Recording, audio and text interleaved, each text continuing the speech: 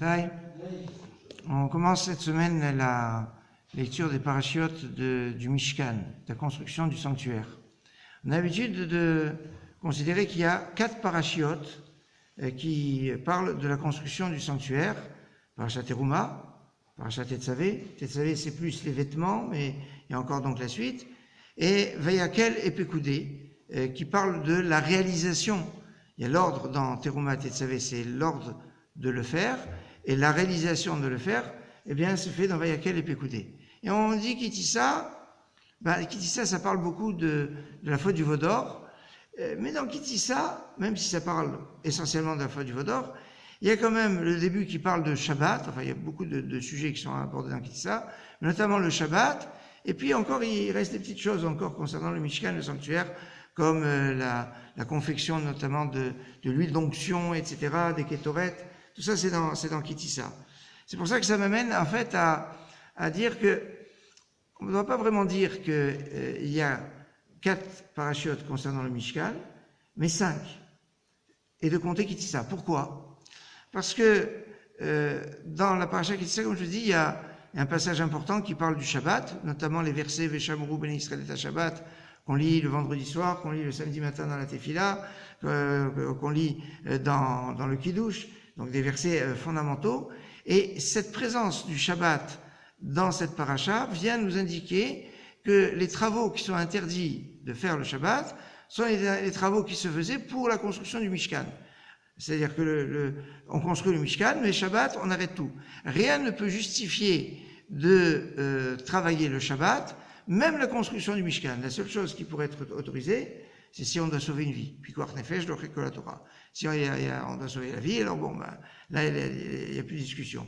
Mais sinon, même construire le Mishkan, ça se fait pas. Mais c'est pas seulement, non seulement construire le Mishkan, mais c'est que la construction du Mishkan est le parachèvement de la création du monde.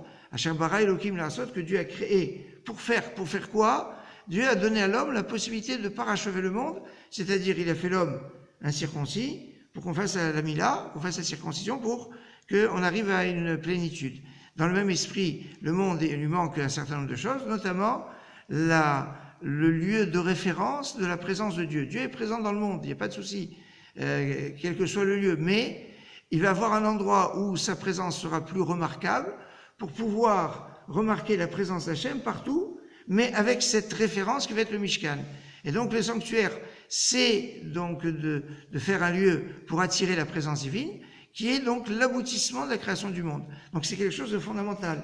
Et ça, on le fait grâce à 39 travaux qui étaient pour la construction du Mishkan, avec, d'après le Yerushalmi, chaque travail avait 39 ramifications, et il y en a qui disent encore, et chacune de ces ramifications a encore 39. En tout cas, tout est basé là-dessus, et d'ailleurs, on va avoir un lien fondamental. Et ça, c'est très intéressant parce que finalement, donc ça donne un tout, une complémentarité dans les 5 parachiotes, construction du Mishkan et Shabbat.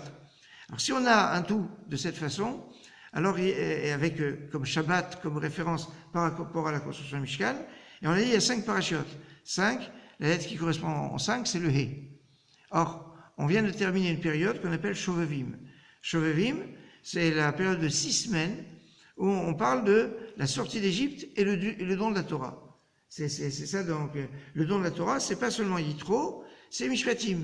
Hein, dans Mishpatim, il y a des textes fondamentaux comme dans Nishma, c'est dans Mishpatim.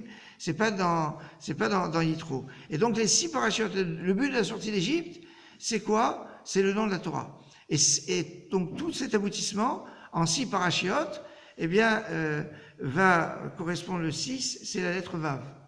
Alors le Vav, c'est donc les 6 semaines de Shovevim, même si quand on est dans une année embolismique, on a l'habitude de dire qu'il y a aussi Teruma et Tetzavé à rajouter dans les périodes des Shovevim, mais c'est dans une lecture classique, c'est Shovevim, et après on a les 5. Donc on a le 6 et le 5.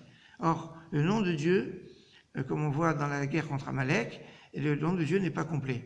Il sera complet que quand, eh bien, le Vav et le He vont revenir. C'est ça le Kaddish. Yid Gaddal, Veit Kaddash, Shemei Rabbah. C'est quoi Yid Gaddal? Que ce soit grandi. On appelle le Kaddish, et le premier mot ne fait pas référence à la Kedusha, à la sainteté, mais à l'agrandissement. L'agrandissement du nom de Dieu. Pourquoi? Shemei Rabbah. Shem Yudke. Le nom de Yudke, puisque au moment de la guerre contre Amalek, qu'il y a dans le Kessia Milchama Hashem Amalek, c'est lié d'une façon très intime avec la fête de Purim, le nom de Dieu n'est pas complet. Il y a juste le Yud et le He du nom de Dieu. Qu'est-ce qui manque? Le Vav et le He. Le Vav et le He vont se concrétiser à travers donc les respects des 6 semaines des Shovavim et le He de fin, les 5 semaines, les 5 parachiotes de la construction du Mishkan. Et ça, le Vav et le He pour construire à travers le livre de Shemot et avec la clé du Shabbat. Pourquoi? Parce que quand on parle des 6 semaines, les 6 semaines amènent au don de la Torah, et le don de la Torah, c'était quand? C'était Shabbat. Donc, avec comme clé de référence dans tout, qui va être donc le Shabbat, dans sa Kedusha, dans sa sainteté, dans son lien avec la révélation, dans son lien avec le Mishkan, avec le sanctuaire, avec les présences d'Hachem, Shavuot Tov.